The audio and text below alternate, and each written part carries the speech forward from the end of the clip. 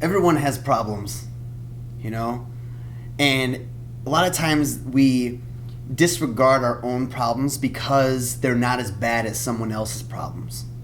So, you're struggling, making money to pay your rent, and someone's like, hey, at least you're eating food. You're struggling to get through school, and then someone says, hey, at least you have an opportunity to get some education. And it almost belittles our own life experiences by comparing ourselves to someone who has it worse.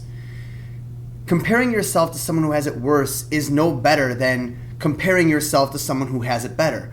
So we demonize, we think it's okay to compare ourselves to others when it's something worse, but when it's something better, it's bad. So it's like, at least you don't have it as bad as that person, and you don't have it as good as that other person, but be grateful for what you have. Struggle is universal. Challenges happen in every level of success, every level of happiness, every level of abundance comes a new set of challenges that you have. And if you are a successful everyday gentleman that has a job, that has a place to live, that has, a car, and can go on vacation a couple times a year and hang out with your friends and, take some girls out on some dates, you're told that you have it all. And once you have succeeded on that level, society almost gives you no permission to complain. They almost make you feel bad for wanting more.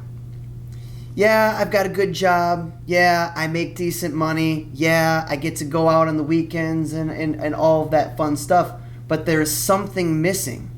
And as soon as we start looking for that something missing, we go through this checklist in our head of really asking ourselves, are you okay? Are you okay? Are you okay? Are my bills paid? Are you okay? Are you healthy? Are you okay?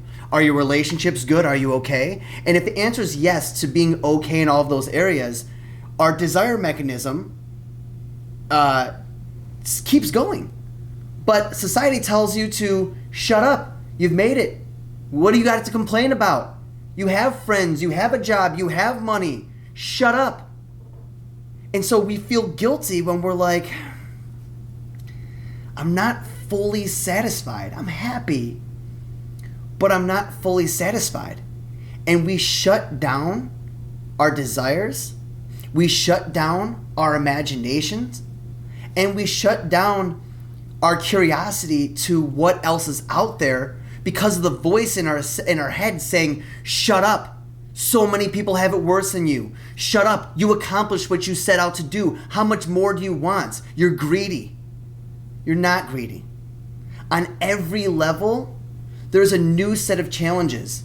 And every level of success that you have, eventually the joy of that success is going to fade and you're going to desire more. It's that mechanism in our minds is what allows our society and allows our species to thrive and to continue to progress.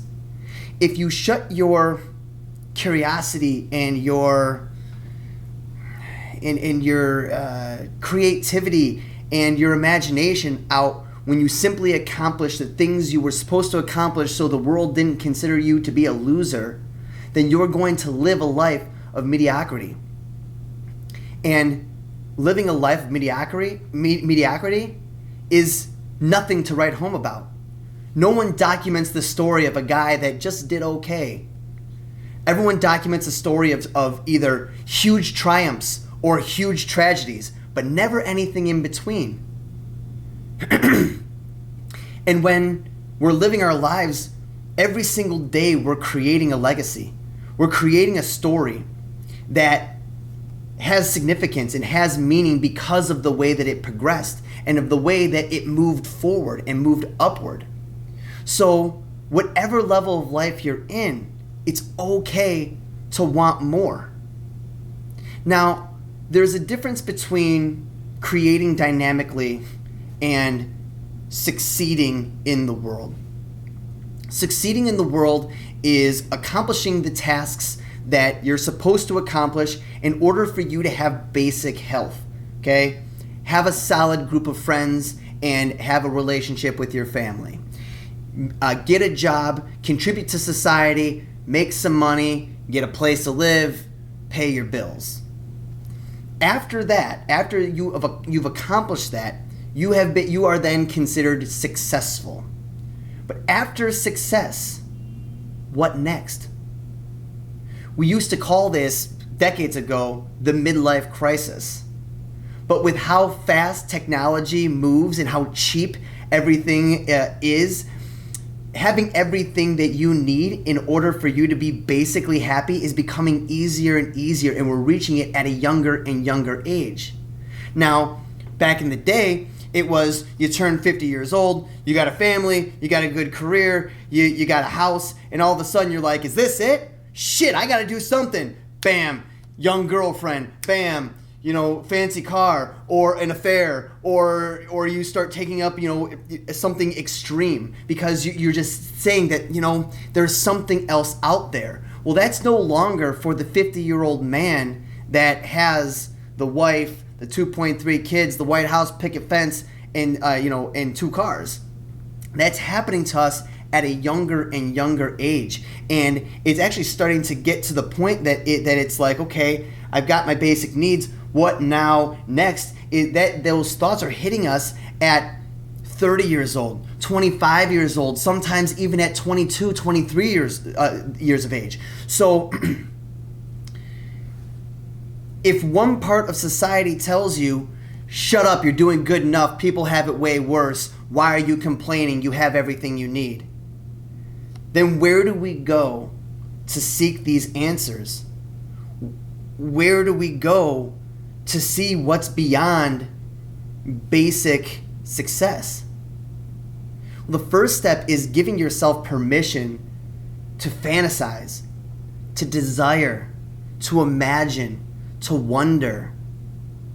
But if you feel guilty about wanting more when you're already doing well, automatically imagination shuts off. Creativity, desire, fantasizing shuts off. And that stops our ability to live, because our ability to create in our lives is first given by the permission to say, I want more.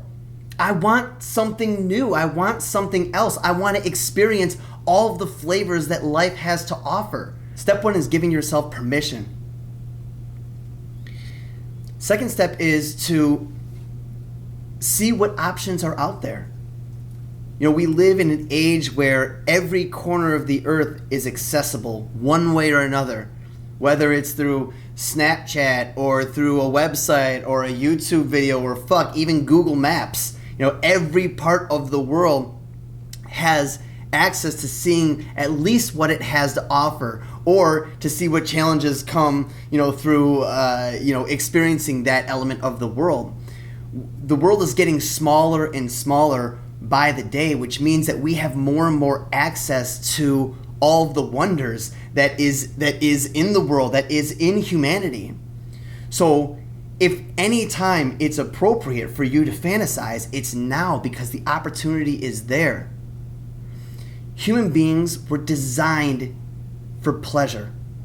Our bodies are built for pleasure.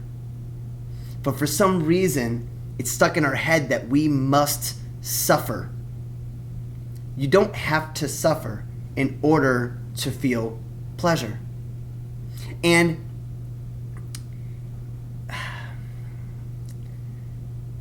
But a lot of times we choose to, right?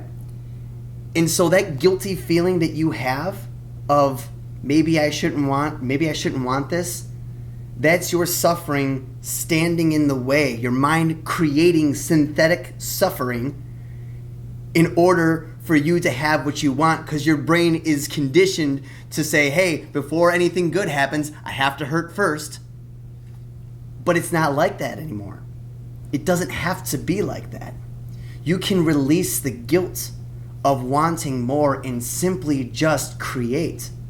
Because when you create with good intention, when you create from a space of respecting yourself, respecting the world around you, what it has to offer, and respecting others, it's okay for you to want anything. Anything amongst the endless catalog of abundance of the universe, you have permission to want, as long as you're not an asshole, you know? It's not wanting it that makes you an asshole. It's being an asshole that makes you wanting it a bad thing, you know? And that's why it's always clutch to be checking in with your integrity, making sure that your feelings, your thoughts, your words, and your actions are all in line with each other. Because when they are, you have full permission to desire anything that this world has to offer.